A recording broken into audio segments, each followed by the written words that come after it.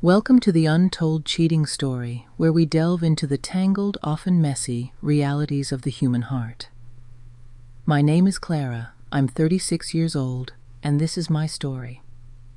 It began during a summer that was far too quiet, the kind of stillness that feels less like peace and more like the deep, unnerving silence of an empty house.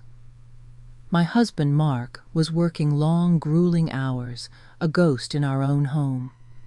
He was a senior partner at his firm, a position that demanded he be constantly traveling, constantly connected to his email, constantly absent. Our nights, once filled with shared laughter and the easy comfort of a long-term partnership, grew achingly lonely. Dinners I'd spent time preparing grew colder on the counter as I waited for a call that would inevitably come, pushing his arrival back another hour, then another, until finally it was just me, eating alone at our large dining table meant for 6. Our conversations, the lifeblood of our marriage, had withered into quick, transactional phone calls, brief updates about bills, schedules, and repairs needed for the house. The language of love and connection had been replaced by the sterile language of logistics. Our house, a beautiful 2-story colonial we had bought together with such high hopes, felt cavernous and empty even when it was full of our belongings. It was a museum of a life we were supposed to be living. That's when Leo came into the picture. He wasn't a stranger, which in some ways made everything so much worse. In fact, he was family, Mark's son from his first marriage, a marriage that had ended long before I ever met him. Leo had just turned 21. He was a whirlwind of restless, youthful energy, caught in that confusing electric space somewhere between being a boy and becoming a man. He came to stay with us for a few weeks that summer while he sorted out his college plans, trying to figure out which direction his life was pulling him. Mark had arranged it all over a brief phone call, of course. Leo needs a place to crash for a bit to get his head straight, he'd said, and that was that. At first, his presence was a welcome disruption to the crushing silence. It was harmless. We fell into an easy, comfortable rhythm. We'd talk over late-night snacks in the kitchen, him perched on a stool with a bowl of cereal, me with a cup of herbal tea. We'd discover a shared, slightly nerdy love for old sci-fi movies and laugh at the same cheesy lines. Sometimes, on the cool, misty mornings, we'd go jogging together along the park trails, our feet hitting the pavement in a steady, companionable beat. I never saw the danger. I never once thought that a single shared laugh, a single lingering glance, could be the first thread pulled in the unraveling of my entire life. But I was so wrong. One night, a heavy, humid Tuesday in July, everything changed. I was sitting alone in the living room, curled up on the large sectional couch with a glass of red wine, the second one I'd poured that evening.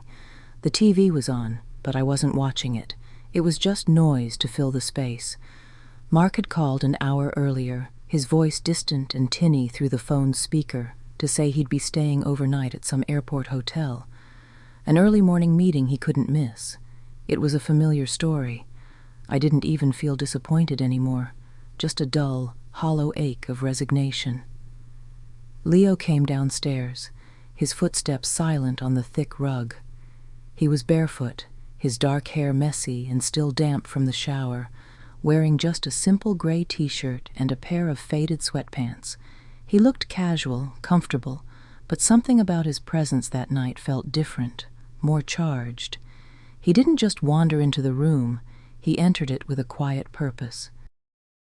He sat in the armchair across from me, his eyes holding mine for a beat longer than usual. "You look lonely," he said softly, his voice barely a whisper, but it cut through the noise of the TV and the wine and went straight into my chest. I tried to laugh it off, a brittle, unconvincing sound, but my chest tightened, a fist closing around my heart. "I'm fine," I replied, forcing a smile. "Just tired, I guess." But he didn't look away.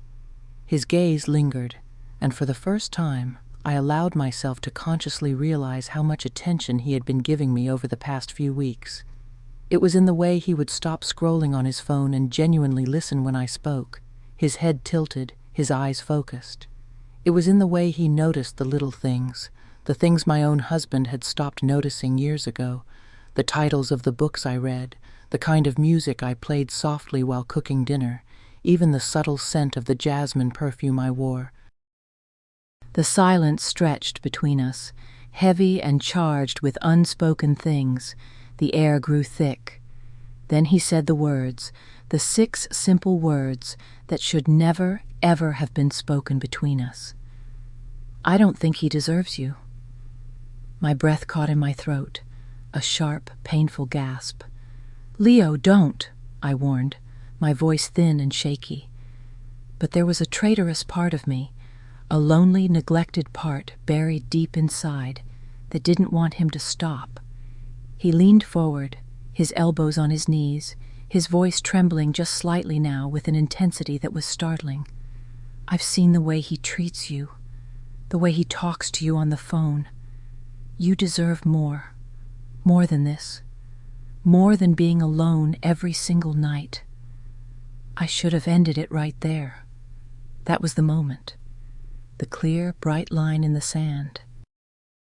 I should have stood up, walked away, and delivered a firm, unwavering speech about boundaries and respect, reminding him and myself of the roles we played in this family, stepmother, stepson, lines that could never, ever be crossed. But instead, I stayed frozen, my wine glass clutched in my hand, staring into his young, earnest eyes, hearing the undeniable ache in his voice, and feeling the magnetic pull of something I had buried deep within myself for far too long. Acknowledgement, desire, the simple, profound feeling of being seen. That single moment turned into hours of talking, of hushed confessions whispered in the dark, with only a single lamp casting long shadows across the room. He told me about his own life, his doubts, his fears about the future, how he always felt like he was failing to measure up to the massive, intimidating shadow his father cast. And in return, I found myself telling him things I hadn't even admitted to myself. I told him about my loneliness, about the creeping, silent emptiness that was slowly devouring my marriage from the inside out. Somewhere in between those whispered words, the walls I had so carefully constructed around my heart crumbled into dust.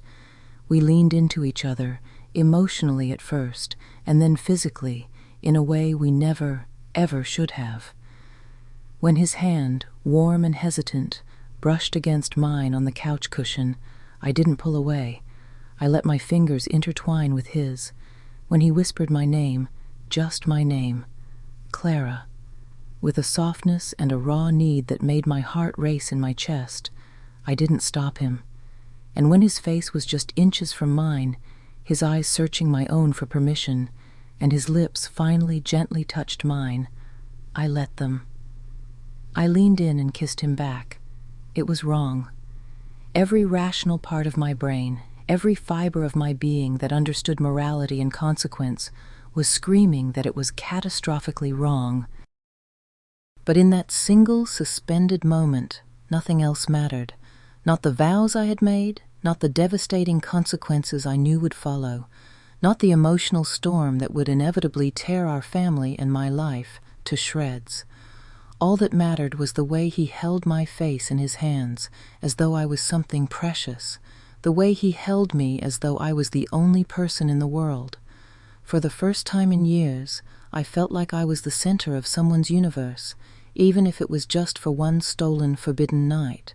If you've ever felt that pull between what's right and what you desperately want, hit that like button.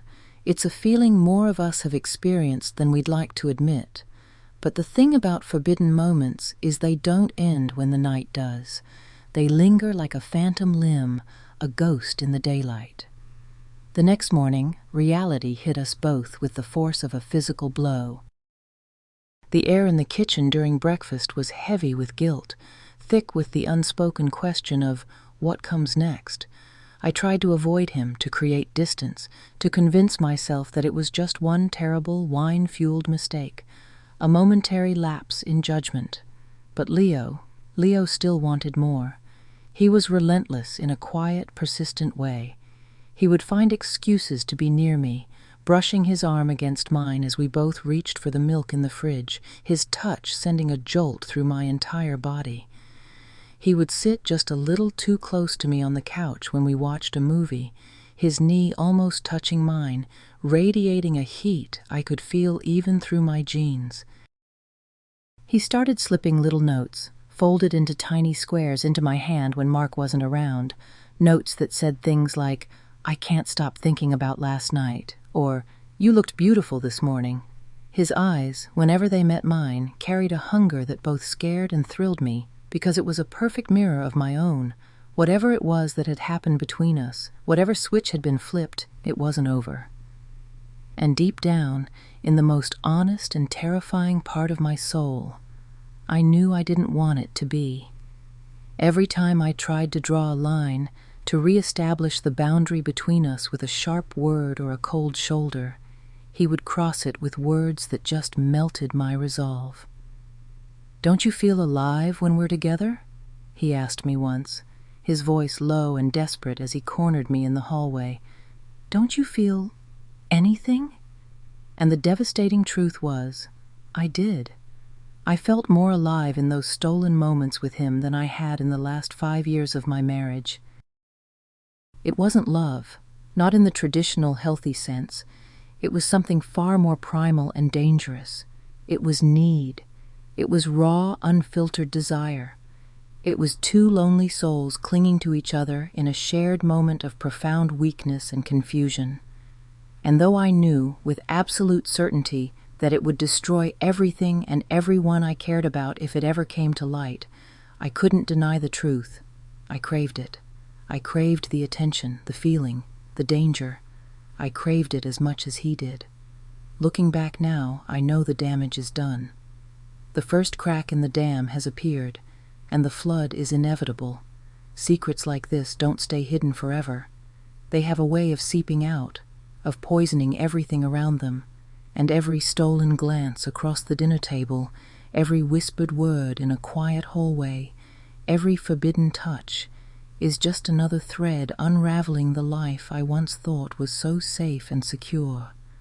Maybe one day soon, the truth will come out. Maybe tomorrow, maybe next week, and on that day, I'll have to face the catastrophic cost of that night, of those choices. But until then, all I can say is this: he still wanted more, and so did I. And for now, in this dangerous, intoxicating moment, that's the only thing that seems to matter. If you've ever been in a situation that felt both wrong and right at the same time, don't forget to subscribe to the Untold Cheating Story for more stories that explore the gray areas of life.